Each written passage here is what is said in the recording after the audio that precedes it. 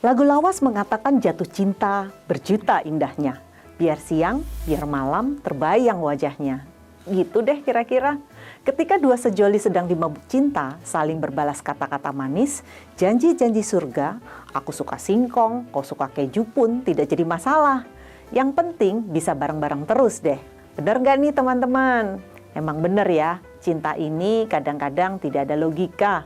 Apapun resikonya, jika hati sudah bicara, akal pun minggir dulu. Teman-teman punya pengalaman nggak seperti itu? Rasanya pengen ketemu terus, nggak mau jauh, kangen terus. Pokoknya lucu banget ya momen-momen seperti itu. Apa sih yang kita inginkan selanjutnya ketika sudah jatuh cinta? Banyak menghabiskan waktu untuk lebih saling mengenal, pasti. Harapan selanjutnya adalah menikah dong, biar bisa menghabiskan sisa hidup bersama terus sama kamu. Cie. Romansa sempurna khas film-film banget ya. Padahal teman-teman, mana seru kalau kita nonton film atau serial drama romantis yang ceritanya lempeng aja terus. Gak ada konflik, gak ada tragedi, dijamin penonton pasti bosen.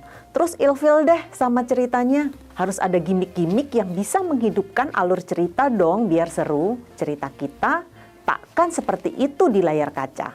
Gemes-gemes romantis gimana gitu ya. Masuk logika. Gitu kalau istilah anak muda zaman now ya. Nah teman-teman, dari semua teman-teman di rumah, siapa yang pencinta drama Korea? Ayo nonton drama Korea ini emang nyandu banget loh teman-teman. Dalam episode kali ini kita akan kupas satu judul serial drama Korea yang baru tamat beberapa waktu lalu, yaitu Queen of Tears. Ayo siapa yang sudah nonton?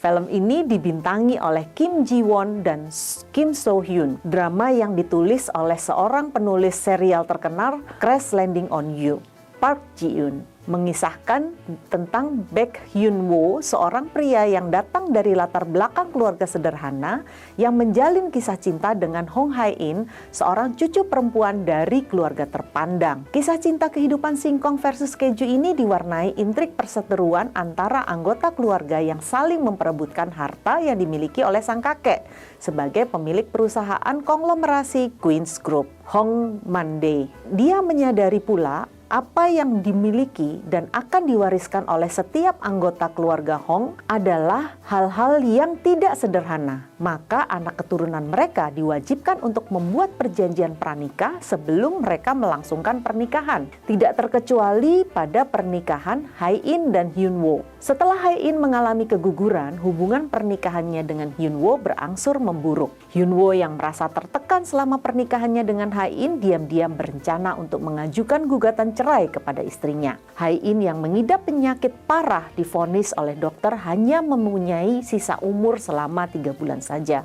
Hal ini membuat Hyun Woo merasa lega dan mengurungkan niatnya untuk menceraikan Hae In dan memilih untuk berusaha bertahan sebentar sampai Hae In tutup usia. Hal ini dia lakukan agar dia bisa terhindar dari ancaman dan tekanan dari keluarga Hong jika memutuskan untuk bercerai. Hyun Woo pun berubah perangai menjadi hangat kepada Hae In, dan di tengah-tengah usahanya untuk meyakinkan Hae In, Hyun Woo menemukan fakta bahwa ternyata sebelum menikah Hae In sudah membuat sebuah wasiat yang sah di mata hukum.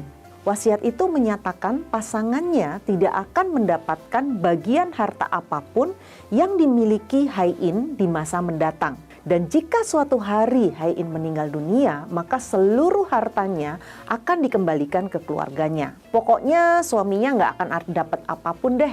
Sudah bikin pisah harta, bikin wasiat pula. Walaupun sudah berhasil masuk ke keluarga mereka, kecuali hasil kerja dan jerih payahnya sendiri, perjanjian-perjanjian yang sah di mata hukum tersebut mereka yakini dapat melindungi harta dari masing-masing. Jadi walaupun sudah menikah, tapi belum tentu bisa mendapatkan atau mewarisi bahkan sebagian dari harta pasangannya yang konglomerat tersebut.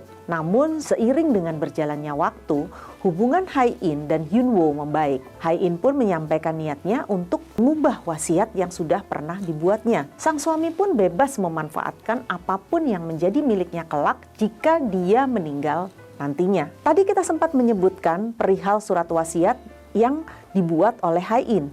Sebenarnya apa sih yang dimaksud dengan surat wasiat itu?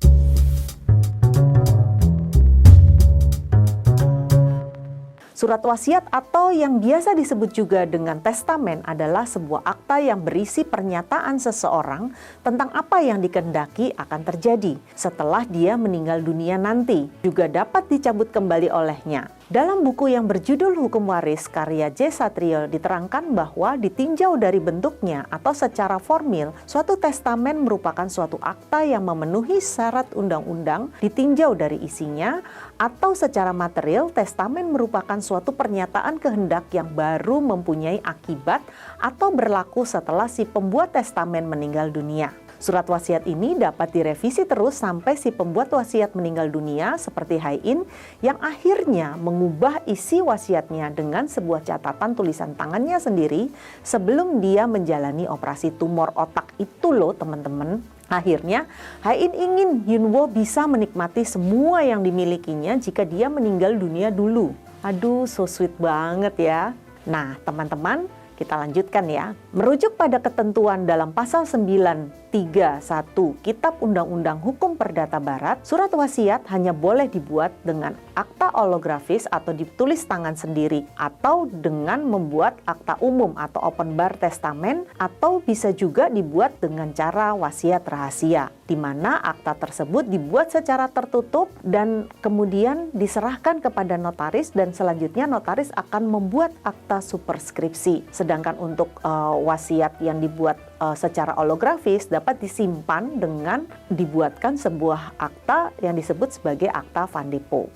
Secara umum, yang paling sering dibuat adalah open bar testamen atau testamen yang dibuat secara terbuka oleh notaris di hadapan dua orang saksi. Wasiat yang dibuat secara open bar testamen di hadapan notaris tersebut akan didaftarkan oleh notaris ketika yang bersangkutan sudah membuat kehendak terakhirnya dalam sebuah akta wasiat paling lambat tanggal 5 setiap bulan berikutnya. Sehingga open bar testamen atau wasiat terbuka ini akan selalu tercatat ketika si pewaris meninggal dunia, maka open bar testamen tersebut dapat diminta oleh para ahli warisnya untuk dibuka dan dibaca secara bersama-sama.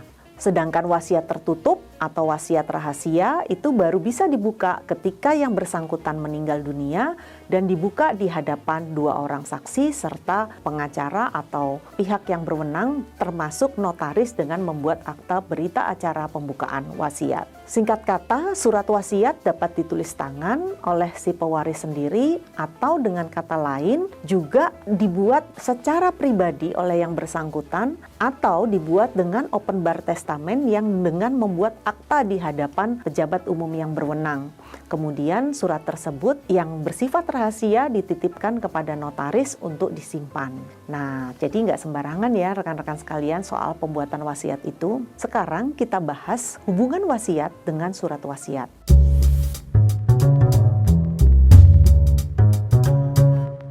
Terdapat suatu keadaan tertentu yang memperbolehkan pewaris membuat wasiat dengan surat di bawah tangan sepanjang surat tersebut ditulis, diberi tanggal, dan ditandatangani oleh pewaris yang dibuat di hadapannya wasiat tersebut oleh minimal satu orang saksi, sebagaimana yang diterangkan dalam pasal 946 sampai dengan 949 Kitab Undang-Undang Hukum Perdata. Teman-teman, dari beberapa jenis surat wasiat di atas, jenis surat wasiat yang paling aman dan memberikan kepastian hukum adalah jenis surat wasiat terbuka atau open bar testamen, karena pembuktiannya juga lebih mudah ketika harus dilaksanakan. Surat wasiat yang dibuat secara rahasia tidak disarankan karena memiliki potensi akan bermasalah di kemudian hari. Tidak menutup kemungkinan justru nantinya para ahli waris akan bersengketa terkait dengan surat wasiat tersebut.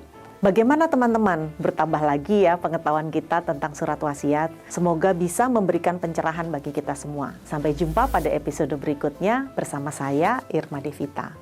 Salam.